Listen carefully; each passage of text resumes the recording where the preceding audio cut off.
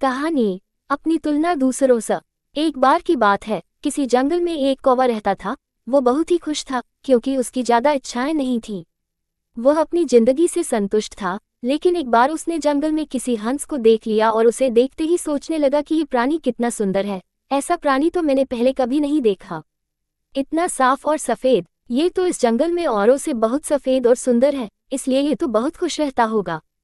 कौवा हंस के पास गया और पूछा, भाई तुम इतने सुंदर हो, इसलिए तुम बहुत खुश होगे।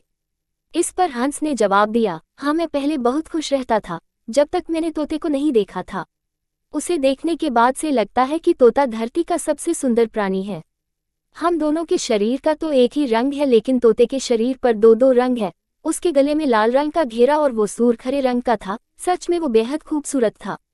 अब कौवे ने सोचा कि हंस तो तोते को सबसे सुंदर बता रहा है, तो फिर उसे देखना होगा। कौवा तोते के पास गया और पूछा, भाई तुम दो दो रंग पाकर बड़े खुश होगे।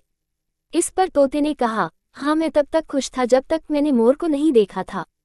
मेरे पास तो दो ही रंग है, लेकिन मोर के शरीर पर तो कई तरह के रंग हैं। अब कौवे ने सोचा सबसे ज्यादा खुश कौन है, ये तो मैं पता करके ही रहूंगा। इसलिए अब मोर से मिलना ही पड़ेगा। कौवे ने मोर को जंगल में ढूंढा, लेकिन उसे पूरे जंगल में एक भी मोर नहीं मिला और मोर को ढूंढते ढूंढते वह चिड़ियाघर में पहुंच गया तो देखा मोर को देखने बहुत से लोग आए हुए हैं और उसके आसपास अच्छी खासी भीड़ है।